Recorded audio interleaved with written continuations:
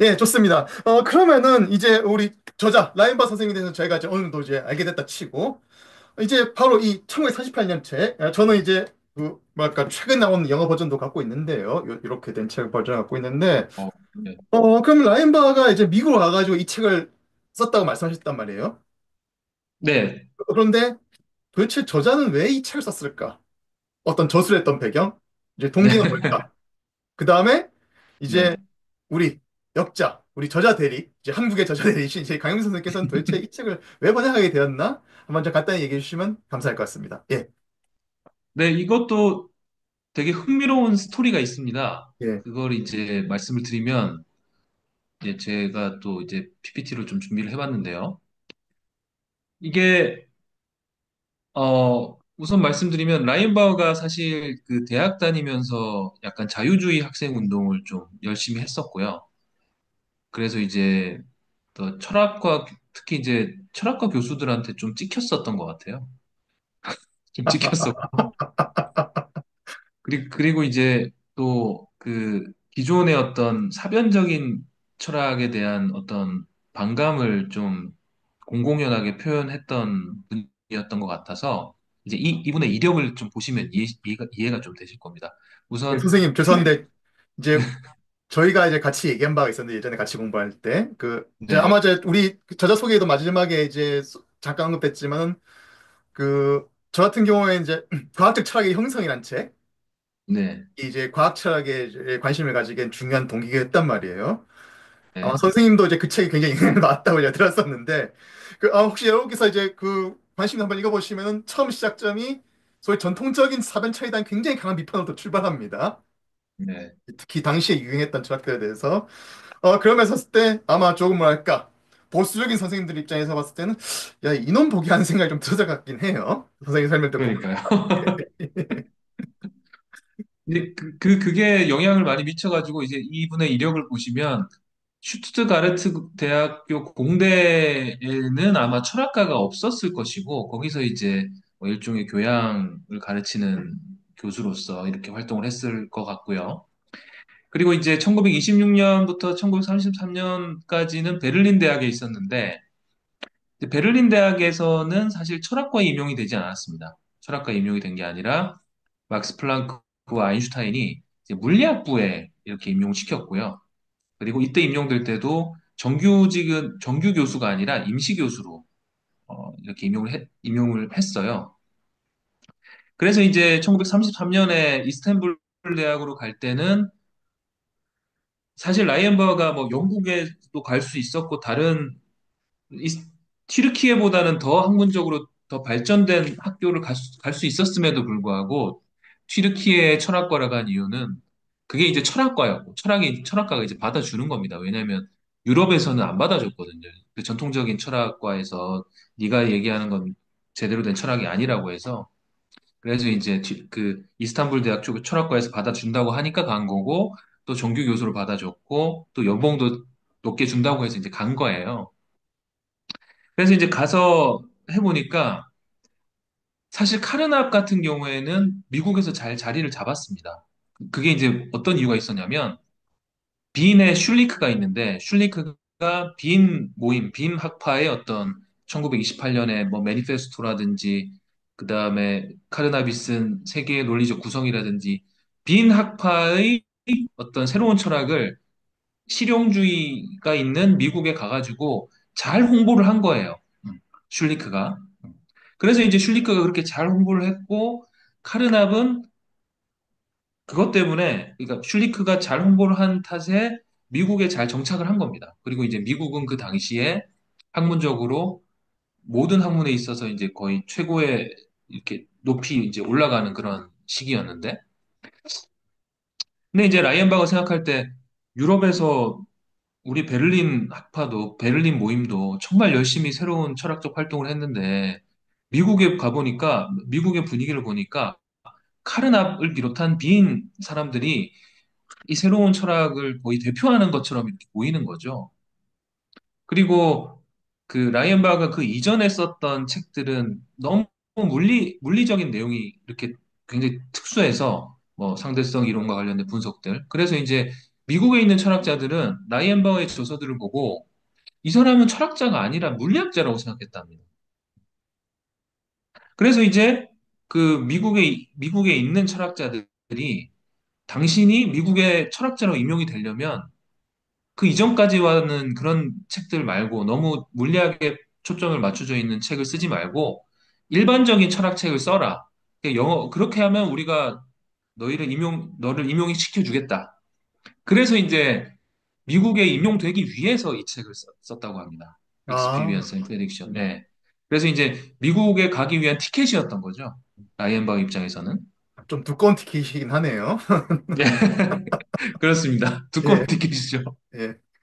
그래서 이제, 그러면 이제 내가 이전까지 그 분석했던 것들을 좀 종합해가지고 책을 한 권 써야겠다 싶어가지고, 어, 그 튀르키예에서의 기후논리학 연구 결과랑 확률론 연구 결과를 종합해가지고, 1938년에 이 책을 쓰게 됩니다.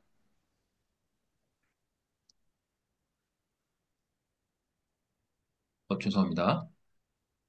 그래서 이제, 근데 이 책을 보면은, 약간 이건 뭐 한편으로는 객관적이기도 한편은 또 차별화시킬 필요가 있는데, 우선 빈 빈 학단에서 그 실증주의적인 세계 구성을 1928년에 제시를 해가지고 그게 미국에서도 정말 센세이션을 일으켰다고 합니다. 철학자들 사이에서. 정말 새로운 철학이 나타났다. 근데 이제 라이언바가 봤을 때는 이게 너무 좀 과하다, 주장이. 그래서 좀 더 대안적인 관점을 제시해야겠다는 생각이 있었던 게 하나가 있고요. 그리고 선생님, 뭔가, 죄송합니다. 네, 예, 저기, 우리 또 이제 그, 이 시청자들께서, 도대체 네, 그, 빈 모임에서, 빈 모임, 네, 혹은 비엔나 모임에서 도대체 어떤 얘기를 했기 때문에 해서 이게 센세이션했는지, 그 다음에 네. 그걸 조금 더 이제 그 좀 이해하기 쉽도록 짤막하게만 좀 보충 설명해 주시면 좋지 않을까.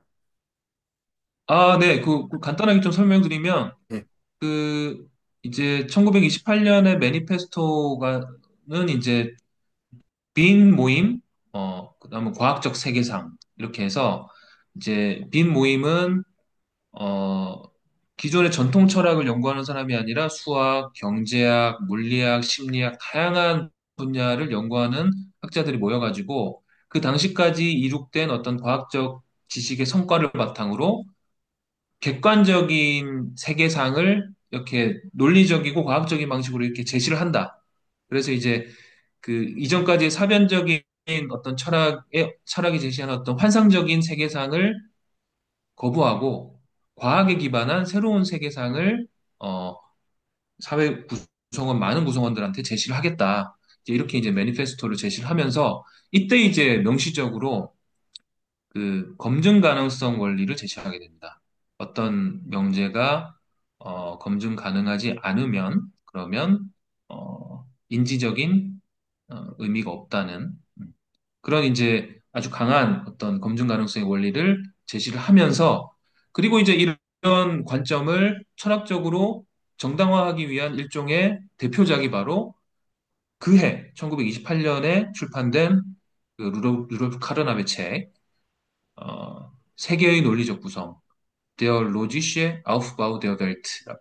줄여가지고 아우프바우라고 하는데 이제 이 책도 그 해 이제 출판이 되고 이제 빈 학단에서의 그 매니페스토가 세계적으로 인기를 얻게 되면서 그 카르나베 이 책도 상당한 명성을 얻게 되는 상황입니다. 예, 그래서 이제 소위 우리가 이제 실증주의라고 부르는 거죠. 혹은 이제 네, 조금 더 확장해서 뭐 그 경험주의, 그러니까 뭐 좀 네, 앞에서 이제 정하면 논리 실증주의, 논리 경험주의가 불리는 이유가 바로 이런 거 있습니다. 네. 예, 그래서 이제 이 라이언 바우는 사실 이 경험과 예측이 이 책 전체를 보면 거의 세계의 투영적 구성이라고 제목을 달리해도 될 정도로 이 세계의 논리적 구성에 대한 대안적 관점을 제시하는 게 이 책의 주요 목표 중에 하나거든요. 그러니까 그 참거짓에 기반하는 게 아니라 확률 혹은 가중치, 웨이트에 기반한 새로운 이론을 제시를 하면서 어떤 반실제론적 관점이 아니라 대안적으로 실제론적 관점을 제시하려고 하는 그러니까 빈 모임에서의 어떤 철학적 관점과는 대안적인 관점을 제시하는 것도 이 책의 중요한 목적 중에 하나였습니다. 그래서 빈 모임에서는 대상의 개념이 감각 인상 진술들로 환원된다고 했지만 이제 이 1938년 책 이 책에서는 환원되지 않는다는 의미에서 실제론을 주장을 하고요. 그리고 모든 과학적 추론은 확률을 기반으로 한 추론이다. 이제 이런 내용도 제시를 하게 됩니다. 그래서 이제 이 책을 출판을 하면서 결과적으로는 미국으로 가는 티켓의 역할을 잘 했습니다. UCLA 철학과에 임용이 됐고요. 다만 이제 이렇게 빈 모임, 빈 학파의 관점에 대한 대안적인 관점을 제시한다 이렇게 얘기를 하니까 이미 미국에서 정착해 있던 여러 학자들, 특히 이제 뭐 카르납과 같은 학자들은 이게 뭐야? 왜 옛날 얘기를 하고 있어? 1928년 이후에 우리는 굉장히 그때 그 급진적인 관점보다는 굉장히 유해지고 좀 더 포용적인 관점으로 바뀌었는데 지금 이 책이 비판하고자 하는 대상은 너무 옛날의 대상이다. 이렇게 해서 이제 미지근한 반응을 보였다는 그런 일화가 있습니다. 네. 이제 다음으로 제가 이 책을 번역한 계기를 좀 말씀을 드리면요. 저는 이제 그 석사 학위 논문이랑 박사 학위 논문을 다 라이언바우에 좀 초점을 맞춰가지고 학위 논문을 썼고 그리고 2014년부터 계속 라이언바우의 책들을 지속적으로 번역을 하고 있었습니다. 그래서 그런 상황에서 이제 어느 정도 제가 라이언바우에 대한 연구도 어느 정도 했고 또 실제로 과학 철학의 논의에서 가장 잘 얘기되는 라이언바우의 주요 대표 저작이 바로 경험과 예측이라서 특히 이제 발견의 맥락과 정당화의 맥락을 구분한 것으로 너무 유명하지 않습니까? 그래서 이제 이 책을 제가 꼭 한번 라이언바우를 연구하는 사람으로서 번역을 해야겠다. 그래서 이제 번역을 결심을 했고요.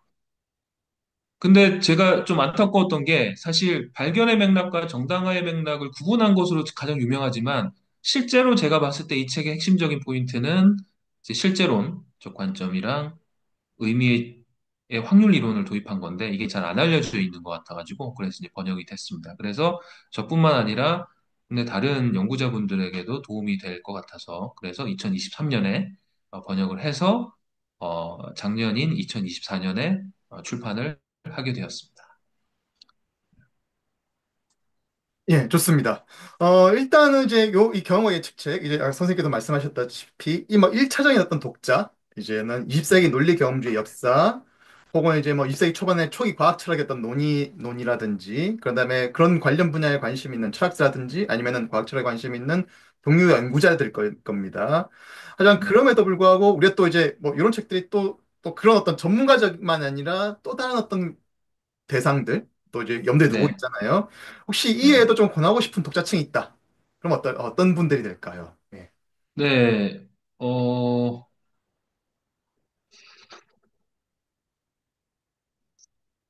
어, 사실 이제 말씀하신 부분이 있고요. 그리고 이제 과학철학 연구자뿐만 아니라 20세기 전반기의 지성사를 연구하시는 분들, 특히 이제 러셀이나 비트겐슈타인, 카르납, 물론 이제 과학철학도 관련되지만 크게 봤을 때 이제 러셀이나 비트겐슈타인은 분석 철학이나 아니면 다른 분들도 관심이 많으신 분들이기 때문에 실제로 20세기 전반기의 다른 지성들과 비교를 해보시는 것도 좋을 것 같고, 그리고 19세기 말에서 20세기 초에 미국의 실용주의자들, 뭐 윌리엄 제임스, 그 다음에 존 듀이, 그 다음에 찰스 샌더스 퍼스 이런 사람들과 이런 사람들의 이직론이랑 어떤 뭐 유사점이 있고 차이점이 있는지 이런 것들을 좀 지성사를 연구하시는 분들한테도 좀 도움이 될 것 같고요. 그리고 사실 이 책이 사실 그렇게 쉽게 막 읽을 수 있는 그런 책은 좀 아니긴 합니다만 그래도 어떤 인식론에 관심이 있는 그런 교양 있는 분들은 그래도 좀 한번 보시면서 어떤 수학적 분석과 과학적 분석에 기반한 어떤 철학적인 인식론이라는 게 20세기 전반기에는 이런 게 있었구나. 이렇게 좀 이해하실 수도 있을 것 같습니다. 근데 뭐 사실 그렇게 독자층이 이렇게 막 넓을 것 같진 않은데요. 네. 그건 뭐 어쩔 수가 없는 상황인 것 같습니다. 예, 사실 여러분들 저희가 이제 저자와 있던 대화 프로그램에서 소개했던 책들이 전부 다 사실은 여러분들 침대에서 읽기 곤란한 책들인데요. 어떻게 보면 도움이 되는 책이면 침대에서 읽다 보면 너무 졸려가 힘들어가지고 졸릴 수 있는 잠이 잘 올 수 있는데 사실 좀 많은 어떤 말까 인지적 자원을 좀 필요합니다. 그래도 네. 불구하고 저는 이제 우리 강 선생님처럼 이제 뭐랄까 이 책에 남들 가치가 있고 그다음에 좀 이제 철학에 관심 있는 뭐 여러 이제 우리 시청자분들 입장에서 아마 여러분들 시중에서 보시는 20세기 철학에 대한 소개 책이라든지 어떤 뭐 인트로덕션 수준의 어떤 책들이라든지 아니면 철학서를 다룬 책들을 보면 사실 과학 철학이나 분석 철학은 그래도 조금 있지만은 그래도 과학 철학 분야에 대한 소개 내용들을 공백이 있는 책들이 되게 많아요. 어떻게 보면 음, 이제 다른 영역의 어떤 철학들에서는 굉장히 깊게 다루면서 불구하고 어떻게 보면 우리의 지식을 다루는 어떻게 보면 20세기 어떻게 보면 인간 최고의 뭐랄까 발명품일 수도 있고 아니면 인간 최고의 지식 비즈니스인 과학을 어떻게 대한 메타적으로 분석하고 다루고 하는 이제 과학 철학에 대해서 언급들은 굉장히 축소되는 경우가 많습니다. 굳이 언급한다 치면 뭐 퍼퍼 정도? 퍼포보다 좀 플러스 되는 경우들은 뭐 극히 드문데 이런 맥락에서 우리가 어떻게 보면 우리가 쉽게 할 수 없다는 이유만으로 좀 외면하고 있었던 과학철학 분야의 어떤 발전사들을 이런께서 관심 있는 분들 같은 경우에는 좀 천천히 좀 보시면은 좀 도움이 되지 않을까. 저도 그렇게 생각을 해요. 예. 그런 면에서 어떻게 보면 강윤 선생님께서 우리 그 과학철학계랑 그다음에 또 이제 뭐 뭐랄까 교양 서적 분야에서 좀 큰일 하신 것 같습니다. 예.